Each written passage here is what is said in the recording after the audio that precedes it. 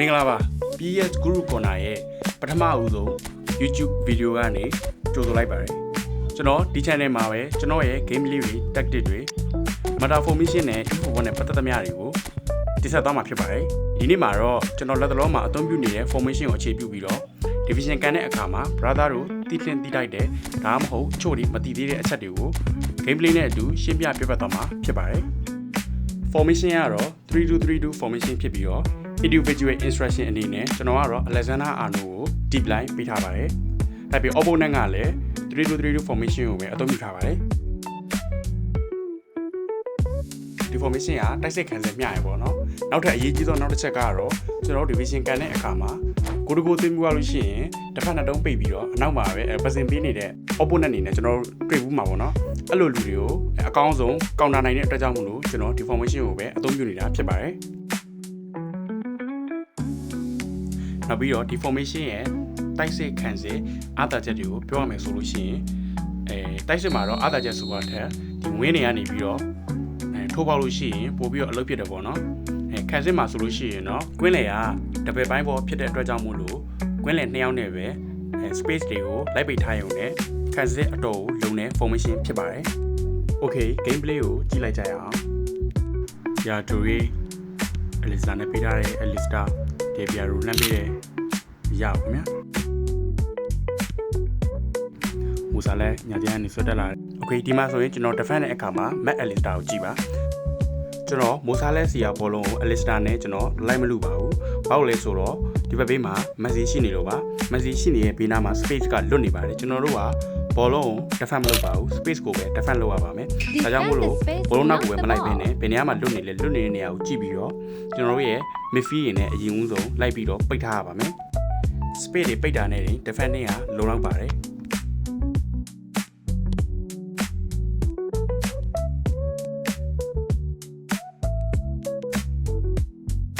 ဒီမှာဆိုလို့ရှိရင်လည်းကာကီတာနီကအလဲကနေဘောလုံးရလာပဲရလာတဲ့အချိန်မှာကျွန်တော်အရှိကိုပဲတန်းပြီးတော့လှမ်းပြီးတော့မျောမပေးပါဘူးသူတို့ဘောနဲ့ဘာလို့လဲဆိုတော့လူပေးစရာ option မရှိလို့ပါကျွန်တော်တို့ကဘောလုံးကိုကင်ထားတဲ့အချိန်မှာကင်ထားတင်ပြီးတော့လွှတ်တဲ့အချိန်မှာလွှတ်ရပါမယ် Keep the ball when needed. Release the ball when needed.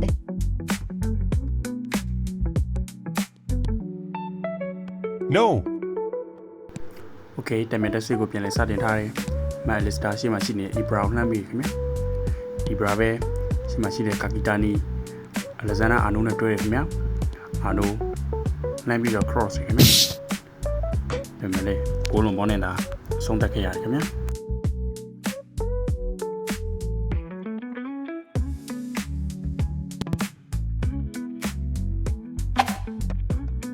မက်လစ်စတာကိုနာလေးချပေးရဘောလုံးရယူထားတယ်free ရတဲ့အထက်မှာကျွန်တော်ကတော့ Omo ရော Alistair ရောနှစ်ယောက်လုံးကြားလိုက်ပါတယ်နှစ်ယောက်လုံးကလည်းတကယ်ကိုအသုံးတည့်ပါတယ်ဒန်နီ Omo ဆိုလို့ရှိရင်ဒီ formation မှာဒါသူ့ကိုထည့်သုံးလို့ရတဲ့နေရာမပါလို့ပေါ့နော် element မှာတော့ထည့်လို့ရတယ်ဒါပေမဲ့သူကဝင်းမှာသိပ်မကောင်းဘူးဒါကြောင့်မို့လို့ဒီ Matt Alistair ကိုတော့ဒီမှာထည့်ပါတယ် orchestrator ဖြစ်တဲ့အတွက်ကြောင့်မို့လို့ DMF မှာထားတာအသာချက်ကဘာရလဲဆိုလို့ရှိရင်ပစင်ပေးရဲ့အခါမှာ oh wait space လို့ဆိုရင်လမ်းလာတယ်Peter Schmeichel ကျွတ်စီစီဝါကျန် orchestrator ဖြစ်တဲ့အတွက်ကြောင့်မို့လို့ DM မှာထားတဲ့အခါဝင်းတွေကိုဒီဘောလုံးဖြန့်တဲ့အခါမှာအခက်အခဲမရှိဘူးပေါ့ဗျာကျွန်တော်ကတော့ပတ်စင်ကို80 train ထားရတယ် defending ကတော့တော်ရုံမဲ့ထည့်ထားတယ် defending အရင်အားဆိုင်လို့ရှိရင်လည်းသူရဲ့တခြား attribute တွေရော့သွားမှာဆိုလို့ဒီမှာ Debbie ရောတစ်ချက်လောက်ကြည့်လိုက်ပညာဖင်လဲတယ် okay ဒါလေးပဲပြတင်လိုက်ကိုသွင်းပြီးတိုင်းအောင်မခံမှုကိုလည်းမမေ့ပါနဲ့ celebration ဆိုတာကလည်းပတ်တော့တဲ့ game ပါပဲ respect ရှိတာမရှိတာနဲ့မဆိုင်ပါဘူး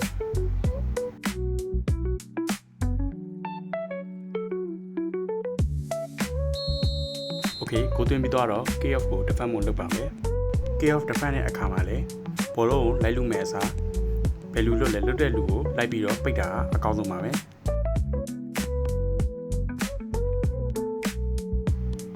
ကီတာနီတက်ကန်ဆန်နဲ့အယောင်ပြထားတဲ့ရှီမရှိနေအီဘရာပဲအီဘရာဒေဘီယာကိုပဲရိုးပေးထားတဲ့ one touch back နဲ့အီဘရာကိုပြန်ပြီးတော့သူတို့ပဲစင်ပြလိုက်ရမှာနော်ကျွန်တော်လည်းမှားသွားတယ် Okay 65 position 3 total shot 2 shot on target and 1 goal ဒါမဲ့ကတော့0 shot 0 shot on target ပါ Okay ဒုတိယပိုင်းပြန်လဲစတင်ပါပြီခင်ဗျာဒုတိယပိုင်း KO ကိုမှလည်းစောနာမောင်ပြောထားတဲ့အတိုင်းပဲဘယ်သူလွတ်တဲ့လူကိုလိုက်ပြီးတော့ကတ်ထားရုံပါပဲဒါဆိုရင် KO ကိုမပေးရဘူးလို့မပြောဘူးဒါပေမဲ့ကိုပေးရနိုင်တဲ့ chance ကိုအတော်လေးကိုရှော့ချနိုင်ပါတယ်မက်ဆီရှုပ်လှမ်းပေးထားတဲ့ damage လှမ်းကမှုစူးစမ်းပေးမယ် nice block by Maldini နေရာယူမှန်မှန်နဲ့ Maldini block လုပ်ထားတယ်ခင်ဗျာကိုဆိုရင်မက် Alistair လင်ကပလေးကြောင့်အရှိမဒေဘီယာတို့ပြည့်တက်သွားပြီဒေဘီယာတို့ရှိမလွတ်လွတ်ချွတ်ချွတ်ပဲဒေဘီယာတို့တတရဲ့ပဲအဆုံးသတ်သွားခဲ့ခင်ဗျာ Okay Fabio Capello Nico Kovac သူတို့ရဲ့ link up လေးဖြစ်တဲ့ DMF Orchestrator ကနေ CF Advanced Striker ကိုသူတို့ဘောနဲ့လှမ်းပေးတဲ့ link up လေးခုချိန်ကြီးလဲကောင်းမြင်ကောင်းနေသေးပါခုဆို Alistair ပဲဘလုံးထမှန်ရရှိထားတယ် Alistair နောက်ကပြန်တွဲတယ် Maldini ရှေ့မှာရှိနေတဲ့ Ibrahimovic ကိုလှမ်းပြီးတော့ထောင်နေပေးတယ်ခင်ဗျာပတ်တင်ကလမ်းဘက်ရှေ့မှာရှိနေတဲ့တမ်ဘီလီကိုပေးတယ်တမ်ဘီလီပဲမက်ဆီကိုပေးတယ် Brad Maldini လဲကနေဖြတ်လူထားတယ်ဟုတ်ပါတယ်ကျွန်တော် Maldini ပါခုဆိုရင်ကာဂီတာနီရှေ့မှာရှိနေတဲ့ Alistair ပဲရှေ့မှာရှိနေတဲ့ Debiaro နဲ့ချိတ်ဆက်လေးလုပ်ထားတယ် Debiaro လွတ်ပြီပဲပတ်တင်ရဲ့တိုက်စစ်စင်မှုကို Gerard Martin ကောင်းမွန်ဆုံးဖြတ်လူထားပြီးကာဂီတာနီကနေတဆင့် Matt Alistair နဲ့ Debiaro ကောင်းမွန်ဆုံး transition ကနေပြီးတော့တတိယမြောက်ကိုရယူသွားခဲ့တယ်ခင်ဗျာဒီဟိုကကောင်တာကနေရသွားတယ်ကိုပါကျွန်တော်တို့ကဘေးရဲ့ပလေးမှာဆိုလို့ရှိရင်စိတ်ရှည်ဖို့လိုပြီးတော့ကောင်တာ transition ဆိုလို့ရှိရင်တော့မြေမဆန်ဆန်နဲ့ထိုးပေါက်ဖို့လိုအပ်ပါတယ် Stay patient in build dash up. Attack quickly in transition. Okay ကေအော်ကိုပြန်လည်စတင်ပါပြီထုံးစံတိုင်းပဲလွတ်တဲ့နေရာကိုကတ်ပါမယ်ခြေနေကိုကြည့်ပြီးတော့လူလို့ရလားကြည့်မယ်လူလို့မရရင်မလူလူလို့ရရင်လူပါမယ်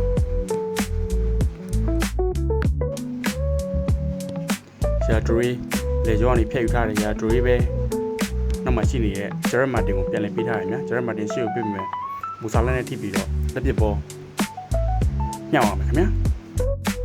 Okay ပွဲကစားချိန်မိနစ်90ကိုရောက်ပါပြီ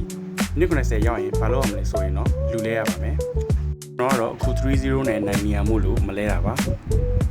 ကဲလို့ကိုကရှုံးနေမယ်ဒါမှမဟုတ်တေးကြနေမယ်ဒါမှမဟုတ် 1-0 လောက်နဲ့ပဲနိုင်နေမယ်ဆိုလို့ရှိရင်တော့လူကလဲပေးဖို့လိုအပ်ပါတယ် Don't forget to use your subs.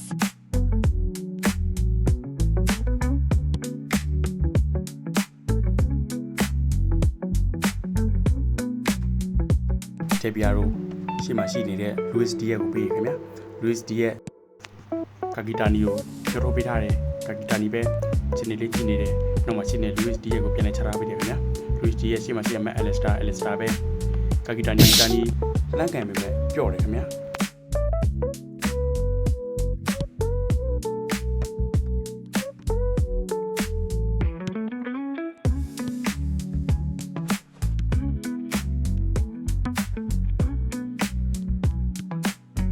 ဒီလိုနဲ့မက်ဆီနဲ့တွေ့ထားတယ်မိုမက်ဆာလက်ရှေ့ကိုလှမ်းပစ်ပြီးမာတီနီရာကနေဖျက်ယူထားတယ်ဗျာမာတီနီပဲကုနာတေကိုပေးတယ်ကုနာတေကိုပေးတယ်ဂျာမာတင်မာတီနီရဲ့စကူကုနာတေပြန်ရောက်တယ်နောက်မှာပဲတမ်ပိုထိန်းထားရခင်ဗျာအခုဆိုရင်တော့ညာချမ်းမှာရှိနေတဲ့လက်ဇနာအာနိုဘောလုံးရရှိထားတယ်လက်ဇနာအာနိုပဲညာချမ်းကနေဆွတ်တက်လာတယ်ပေးတယ်ဒီဘရာခေါင်းလန်းတိုက်ပြင်မဲ့ဂိုးလုံးပေါ်နေတာကျင်းနေခဲ့ရတယ်ခင်ဗျာ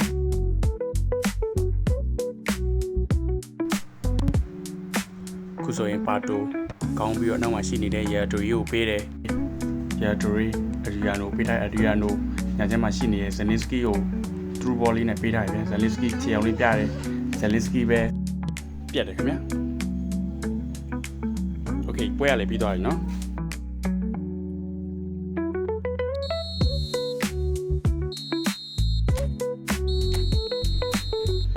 61 position 7 total shot 5 shot on target and 3-0 okay နောက်တစ်ပွဲကိုတွားလိုက်ကြအောင်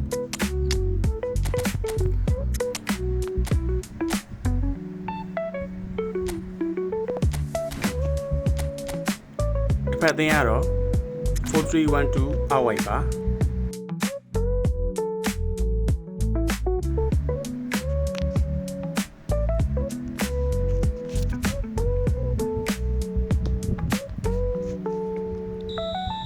ကေအော်စပါပြီ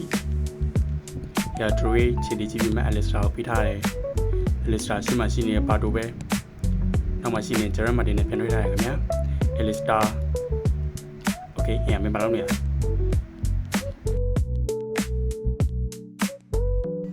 အော်โอเคပြန်လာပြီဂျရမတ်တင်ကိုပြန်ပြီးထားတယ်ကိုနာတေးမာဒီဒီကိုပြီးထားတယ်ခင်ဗျာနောက်မှပဲစစ်ရှိနေဘေးရဲ့ play ကိုစနေတယ်ဗမီလိုဘတ်ရှိမှရှိနေတဲ့ပါတိုလမ်းပေးပြီးမရအောင်ခင်ဗျာဒိုမီနေမာဒီနီပဲပြန်တာထားပြီးတော့လက်ဇနာအာနိုရာဒရီယိုပေးထားတယ်အဒရီယာနိုပဲဆက်ပြပေးမယ်မရအောင်ခင်ဗျာဒိုမီနေရှိမှရှိနေတဲ့ရာဦးကိုကောင်းမှုဆုံးပေးထားပြီးတော့အခုဆိုရင်ကိုနာတေးပဲဒူဘီမိုင်းခင်ဗျာဒိုမီနေဒီမှာရှိနေတဲ့ follow လှမ်းချိုးပေးမယ်မရအောင်ခင်ဗျာဂျရမတ်တေတကယ်ကန်ကောင်းသွားတယ်နှိမ့်လိုက်တာရှောက်နှိမ့်လိုက်ပြစ်တံပေါ်ကေဗင်ဒီဘရိုင်းကန်မယ်ခင်ဗျာဒီဘရိုင်းလက်ခံထားပြီမဲ့ညီရခင်ဗျာ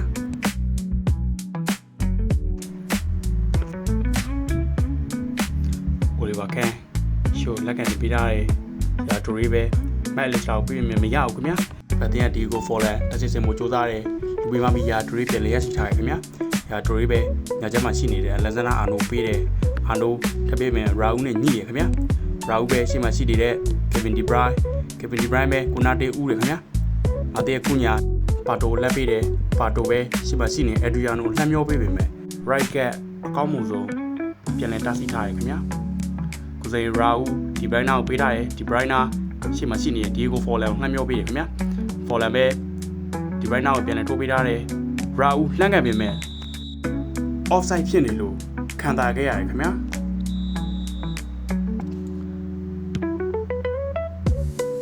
ကိုဆိုအိုလီဗာကန်လမ်းပြီးတော့ကန်နေပေးပြီကိုနာတေးပဲဂျရမတ်တင်ကိုပေးထားတယ်အတင်းဘေးမှာရှိနေတဲ့ကုညာကိုပေးမယ်ကုညာခြေအောင်လေးပြတယ်ကုညာပဲအကောင်းမှုဆုံးပြထားတယ်ကုညာဘယ်ချမ်းနေအကောင်းမှုဆုံး women show ပြသနေရဖြစ်ပါတယ်ခင်ဗျာကုညာပဲခုဆိုရင်တော့တိုနီအတန်မရပါဘူးခင်ဗျာနည်းနည်းများနေပြီโอเคကိုနာကိုလက်ဇနာအာနိုကန်တင်မှာပဲဖြစ်ပါတယ်အာနိုကိုနာကိုလက်နေပေးထားတယ်ရှိမှရှိနေအဒရီယာနိုသေရပဲကောင်းတိုက်ဆုံးတက်ခဲ့တယ်ခင်ဗျာโอเคKO ကိုဒဖန်မှာဖြစ်ပါတယ်အဒရီယာနိုဆလူထားတယ်နောက်မှရှိနေတဲ့ဖာမီလိုပတ်စ်နဲ့တွေ့ရဗျာဖာမီလိုပတ်စ်အဒရီယာနိုပြန်လည်မျောတော့ပြတာတယ်အဒရီယာနိုလက်ခံမှုစူးစမ်းပေမဲ့မရဘူးခင်ဗျာရာတိုရီပဲပြန်လည်ဖြတ်ထုတ်ထားတယ်ကုညာဘူစကတ်ကျန်တန်ပဲဖြတ်ထုတ်ထားခဲ့ခင်ဗျာ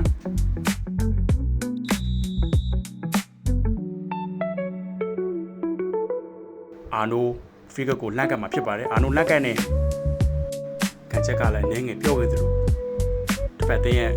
ဥတမာအိုလီဗာကန်အကောင်းမှုဆုံးတည်တည်ငြိမ်ငြိမ်ပဲဖန်ယူထားခဲ့တယ်ခင်ဗျာဒိုမီနီညချမ်းမှာရှိနေတဲ့ဇနက်တီကိုဖြောင်းထားခဲ့တယ်ခင်ဗျာကေဗင်ဒီဘရိုင်းရှိမှရှိနေတဲ့ရာဦးကိုလမ်းပေးထားခဲ့ပေမဲ့ကိုနာတေးကောင်းဦးနေခင်ဗျာအလစ်စတာပါတိုပေးထားတယ်ပါတို acceleration pass တစ်ချက်ပြပြီးတော့ခုဆိုရင်ကုညာပဲဘယ်ချမ်းနေပြီးတော့ချက်ကောက်ပြီးဒီဘရန်ကြော်ယူထားတယ်ကုညာဇနတီဘဲသွားရလေဘူစကတ်ကိုကြော်ထားပြီးတော့ကုညာဝမ်မန်ရှိုဒရဘလင်းနဲ့အတူကုညာလှပပပဲပြင်ယူသွားခဲ့တယ်ခင်ဗျာโอเคခုဆိုရင် KO ကိုပြန်ပြီးတော့ဒဖန်ရမှာဖြစ်ပါတယ်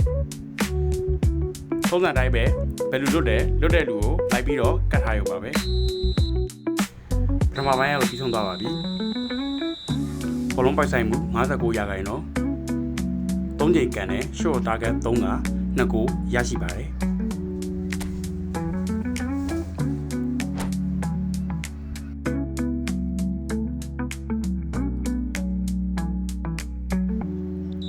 โอเคဒုတိယပိုင်း kick off စပါပြီ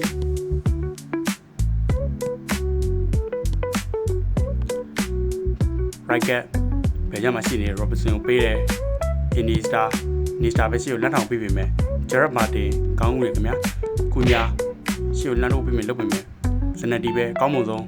ဖြတ်လူထားတယ်ခင်ဗျာ